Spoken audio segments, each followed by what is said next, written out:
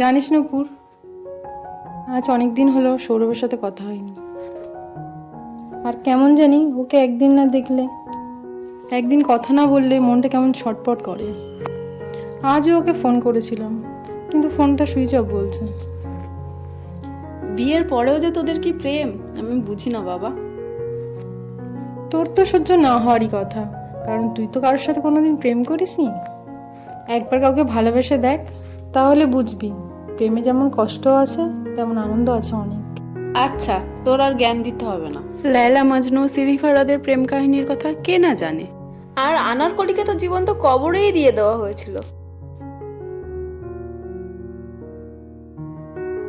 তুই তো ইতিহাসের ছাত্রী ভাই, তোর ওইসব জানা আছে। আমি অত শত জানি না বাবা, আমি শুধু জানি সৌরভ আমার, আমি সৌরভ। সারাক্ষণ শুধু সৌরভ সৌরভ আর সৌরভ। রোজ তোর এই একই কথা আমার আর ভালো লাগে না। আচ্ছা, সৌরভ যদি কখনো তোকে ঠকায়? ও আমাকে ঠকাতেই পারে না। তুই তো চোখে ঠুলি পড়ে আছিস, ওই জন্য তো সৌরভের কোনো দোষ তোর চোখেই পড়ে না। তুই ঠিকই বলেছিস, সৌরভের সব দোষ আমি ক্ষমা করে দিই। অনেক হয়েছে তোর প্রেম কাহিনী শুনতে শুনতে, কলেজের টাইম হয়ে গেল। চল তাড়াতাড়ি, ক্লাসে ঢুকতে হবে। তাই তো, চল। ওগো, শুনছো? কিছু বলবে? হ্যাঁ, এদিকে একটু এসো। বলো তাড়াতাড়ি, কি বলবে? আমার আবার মেয়ের খাবার রেডি করতে হবে, এক্ষুনি কলেজ থেকে ফিরে আসবে। আরে একটু বসো না, দুটো মনের কথা বলি। এই বয়সে আবার মনের কথা বলার শখ হলো বুঝি? কি বলবে বলো। মনের কথা বলতে কি আর বয়স লাগে গিন্নি? নূপুর আমাদের একমাত্র সন্তান। আগামী বছর ওর পড়াশোনা শেষ, চাকরিটাও প্রায় পাকা। আমাদের দুজনার তো ইচ্ছাই ছিল যে ওকে ভালো করে পড়াশোনা করিয়ে নিজের পায়ে প্রতিষ্ঠিত হতে পারে তার ব্যবস্থা করা। নিজের পায়ে প্রতিষ্ঠিতও তো হয়ে যাবে। এবারে আমাদের উচিত একটা ভালো পাত্র দেখে যেন সে প্রতিষ্ঠিত হয় তার হাতে তুলে দেওয়া আমাদের কর্তব্য। কি বলো তুমি? তুমি ঠিকই বলেছ। আমাদের এত অর্থ সম্পদ টাকা পয়সা সবই তো নূপুর পাবে। যেমন তেমন পাত্রের হাতে তো নূপুরকে তুলে দেওয়া যায় না। আমাদের জামাই বলে কথা, প্রতিষ্ঠিত তো হতেই হবে। তুমি ঠিকই বলেছ। আচ্ছা নূপুর, আজ প্রথম ক্লাসটা করার পরে সৌরভের সাথে শপিংয়ে যাব। সৌরভের জন্য গরমের কিছু পোশাক কিনতে হবে, আর আমার জন্য কিছু কসমেটিক নিতে হবে। তাই তুই আজ একাই বাড়ি চলে যাস, আমার জন্য দাঁড়াতে হবে না। আচ্ছা ঠিক আছে, তাই হবে। ইন্টারভিউ তো দিলাম, সমস্ত প্রশ্নের উত্তরও তো সঠিক, তবে বর্তমানে চাকরির যা অবস্থা তার কোনো মূল্য নেই। প্রতিটি পরীক্ষা আমি ফার্স্ট হয়েও একটা সামান্য চাকরিও পেলাম না। অনেক টাকা ঘুষ দিতে না পারলে যে চাকরি হবে।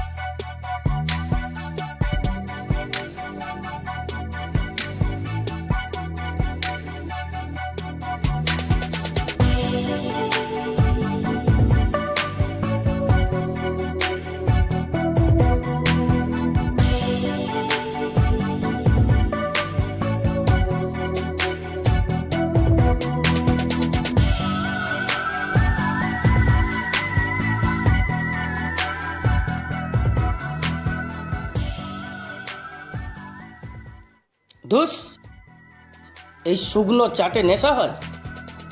এলাকা থেকে একটা মেয়ে ধরে এনে তা মদের চাট করতে পারলি না? তোদেরকে পুষে কি লাভ বলতো? ধুর, বসের মেজাজটা আর যেন খাট্টা হয়ে আছে।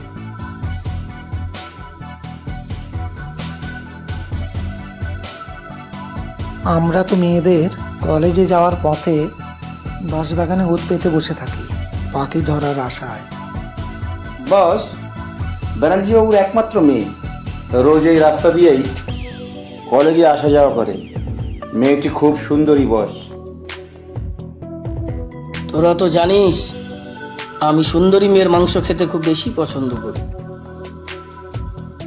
তবে আমাদের একটু প্রসাদ দিও। তোর দিন দিন লোক বেড়ে যাচ্ছে দেখছি। আরে পাবি পাবি, আগে তো পুজোটা করি, তারপরে তো প্রসাদ পাবি।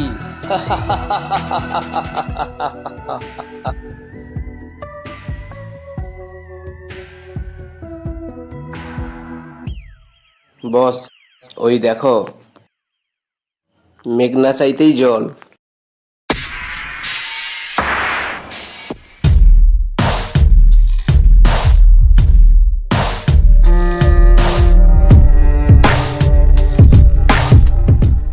আরে ব্যানার্জি বাবুর মেয়েটা না? হ্যাঁ, তাই তো। বস, আমি এই মেয়েটারই কথা বলছিলাম। পাখি উড়ে যাওয়ার আগে আমার খাঁচায় আগে বন্ধ করে।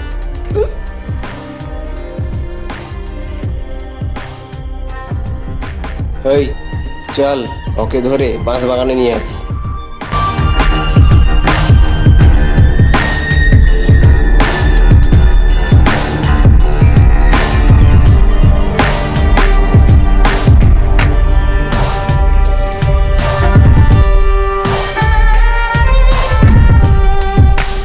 বস কোথায়? ওই তো বস।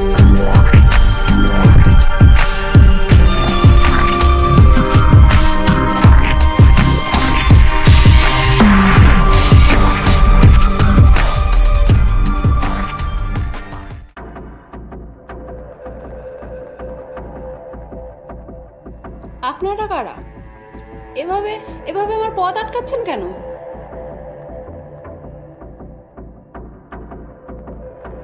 কেন পদ আটকালাম না বুঝার মতো নয় তো তুমি খুকি। দেখুন, আমি কিন্তু এবার চিৎকার করব। চিৎকার করে তো দেখো কেউ তোমাকে বাঁচাতে আসে নাকি। ছাড়, তোদের বাড়িতে কি মা বোন নেই শয়তান? সবার মা বোন, সবাই যদি মা বোন হবে বউকে হবে সুন্দরী। মুখ সামলে কথা বলবি। এই পটরা, সুন্দরী মেয়েদের দেখলে মুখ সামলে কথা বল। এই সুন্দরীকে আমার ডেরায় নিয়ে চল। ছাড়, আর আমাকে ছাড়, ছাড়, ছাড় বলছি, ছাড়, ছাড়। আহ, ধর শালিকে।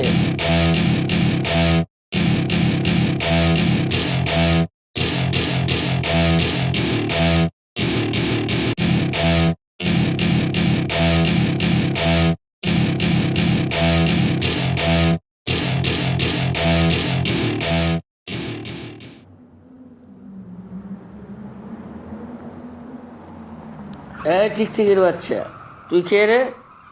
মরার জন্য এখানে এলি কেন? এই ফুটে যা, আমাদের মাল আমাদের হাতে তুলে দে। আমি শান, মানে সূর্য। আজ তোর আপদ থেকে সূর্যের তাপে পুড়ে মরবি। আজ তোদেরকে কেউ বাঁচাতে পারবে না আমার হাত থেকে। মার শালাকে।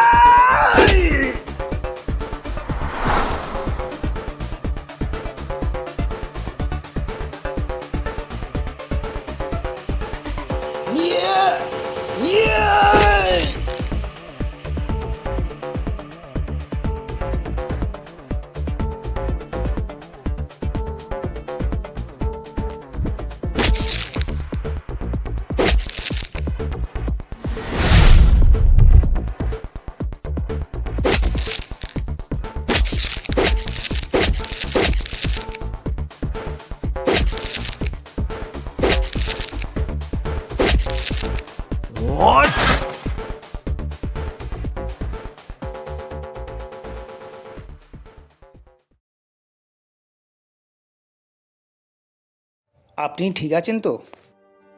হ্যাঁ, আপনার লাগেনি তো? বাবা, আপনি যেইভাবে এসে আমাকে গুন্ডাগুলোর হাত থেকে বাঁচালেন, আপনাকে যে কি বলে ধন্যবাদ দেব তার ভাষা আমার জানা নেই।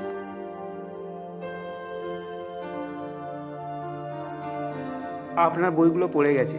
ও তাই তো।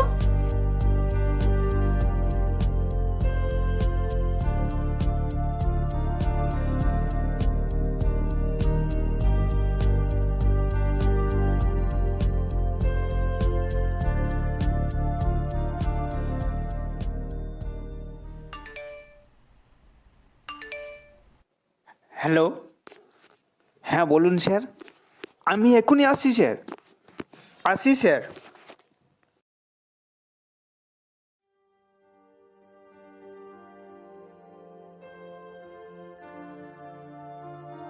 আপনার নামটা? যা, চলে গেল। নাম ঠিকানা তো কিছুই জানা হলো না। কাল নিশ্চয়ই পথে দেখা হবে, তখন পরিচয়টা জেনে নেব। এখন বাড়ি যাই।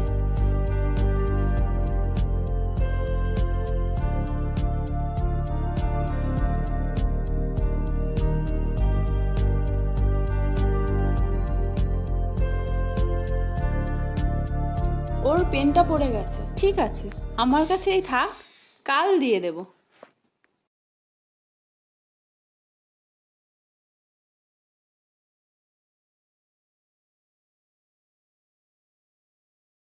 মা, আমাকে খেতে দাও, আমার খুব খিদে পেয়েছে। তুই ফ্রেশ হয়ে নে, খাবার টেবিলেই রাখা আছে। জানিস অঙ্কিতা, কাল তো তুই সৌরভের সঙ্গে দেখা করতে চলে গেলি। তারপর আমি যখন কলেজ থেকে বাড়ি যাচ্ছিলাম, কয়েকটা ফালতু ছেলে আমাকে ধরে কি সব আজে বাজে কথা বলছিল। সে কি রে, এরকম তো আগে কখনো হয়নি।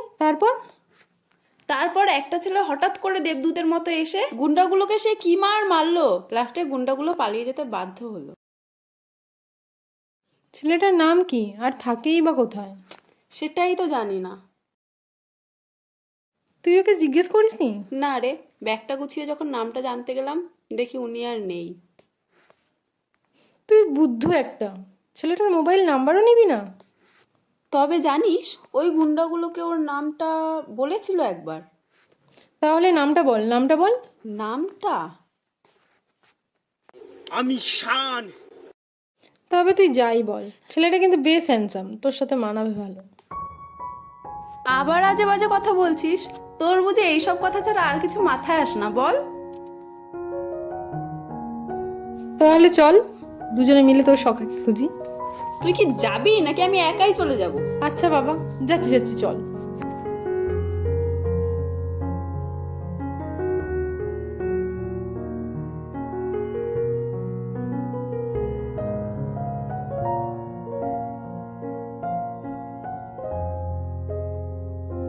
ছেলেটা কে, কোথায় বা থাকে, আমি তো কিছুই জানি না।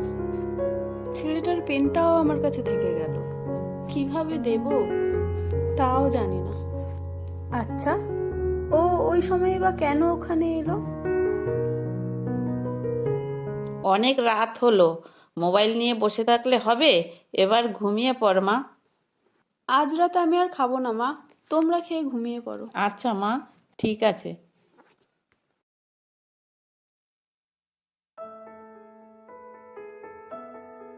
এবার বল, শানের কোনো খবর পেলি? না রে, অনেক দিন ধরে অনেক জায়গায় তো খুঁজলাম, দেখতে পেলাম না রে। আমি যে কি করব বুঝতে পারছি না। কি আর করবি, কৃষ্ণ বিরহে মরবি। দেখ, এরকম করলে আমি কিন্তু তোর সাথে আর কথাই বলবো না। তুই আমার সাথে কথা না বলে থাকতে পারবি তো? হ্যাঁ, পারবো পারবো পারবো, 100 বার পারবো, 1000 বার পারবো। তা না হয় পারবি, তবে একবার তো বল তোর কেমন ছেলে পছন্দ। এতই যখন জ্বালাচ্ছিস তাহলে শোন, যে আমাকে ভালোবাসবে সে হবে হ্যান্ডসাম, সুশিক্ষায় শিক্ষিত, ভদ্র, সৎ, পরোপকারী, আদর্শ এবং যে সারা জীবন আমাকে আগলে রাখবে। এবার মনে ধরেছে, দাঁড়া মিলিয়ে নি। কি মেলাবি? তোর কথাগুলো, কার সঙ্গে? ওই যে বসে আছে তার সাথে।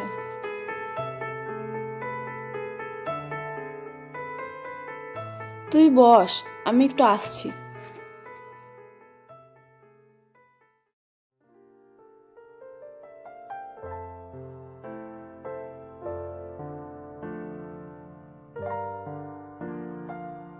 আরে আপনি, আপনাকে আমি কতদিন খুঁজেছি কিন্তু পাইনি।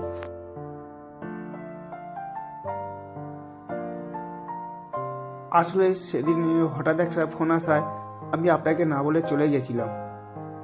প্লিজ কিছু মনে করবেন না। আরে মশাই, আমি কি মনে করব? আমি তো আপনার কাছে ঋণী থেকে যেতাম। কি বলছেন? আমার কাছে ঋণী? ঋণ নয়, আপনার পেনটা যে সেদিন ওখানেই পড়েছিল, সেই দিন থেকে আপনার এই পেনটাকে আমি আপনার স্মৃতি হিসেবে বয়ে বেড়াচ্ছি। এই নিন, ধরুন আপনার পেনটা।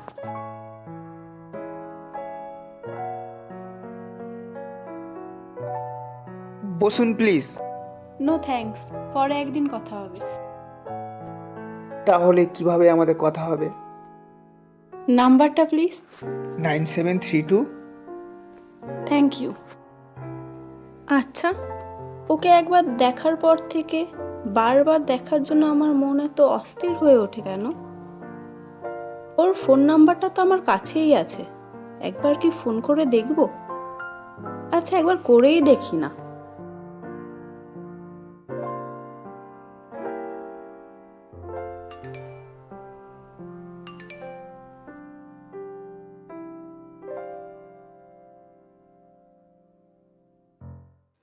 হ্যালো হ্যালো, কে বলছেন? আমি আমি মানে?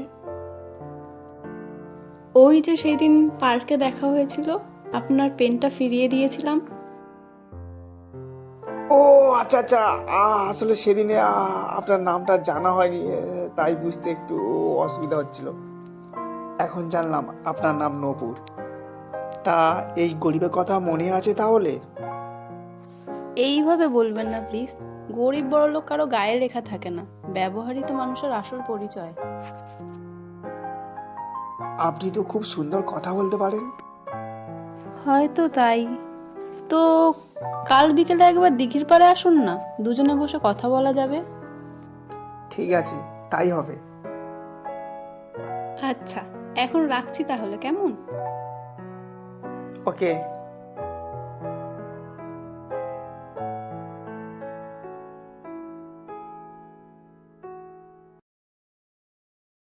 মা নূপুর, কোথাও বেরোচ্ছিস মা?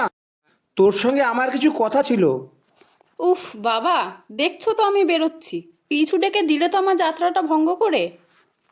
পাগলি মেয়ে একটা, বাবা মা পেছন থেকে ডাকলে সন্তানের কোনো অমঙ্গল হয় না রে। আচ্ছা ঠিক আছে, কোথায় যাচ্ছিস যা, ফিরে এসে আমার ঘরে একবার আসিস, কেমন? আচ্ছা বাবা।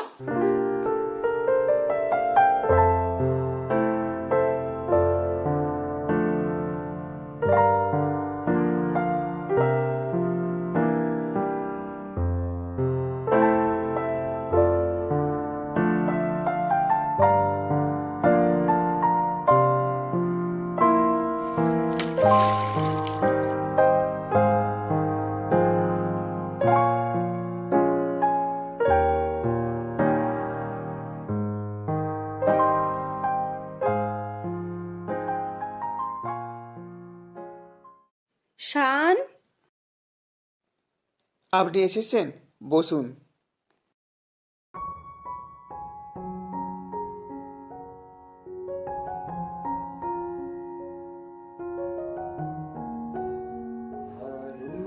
আমি তো ভাবলাম আপনি বোধহয় আসবেন না।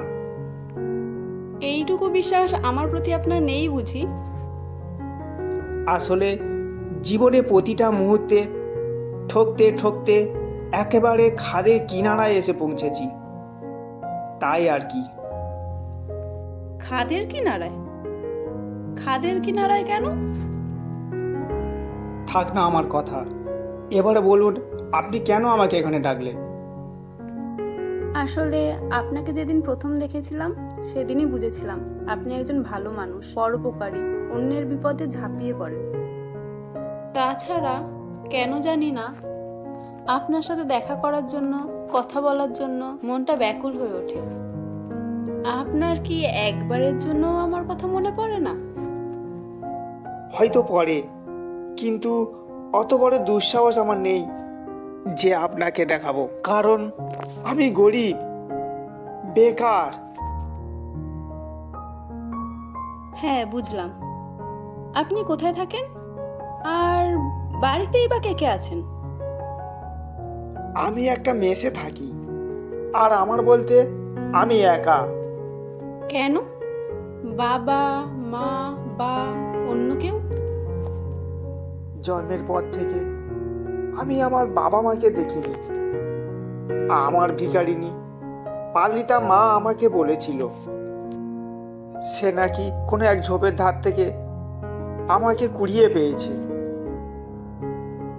কিছুদিন পর পালিতা মা ভিক্ষা করতে গিয়ে আর ফেরেনি।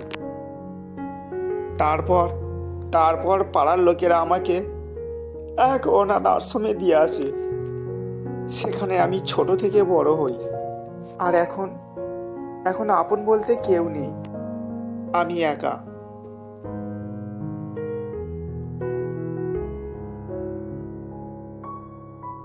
আমি তো আছি তোমার সাথে। আপনি? না, মানে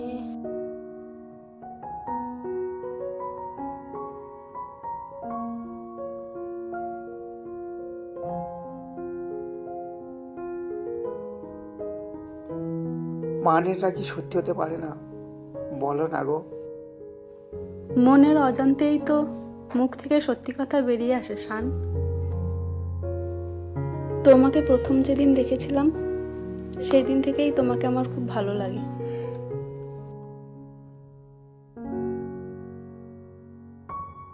কিন্তু আমি যে গরিব, বেকার। তোমার বাড়িতে কি আমার মতো পরিচয়হীন ছেলেকে মেনে নেবে? বাবা মাকে বোঝানোর দায়িত্ব আমার। তুমি ওসব নিয়ে কিছু ভেবো না। এখন চলো,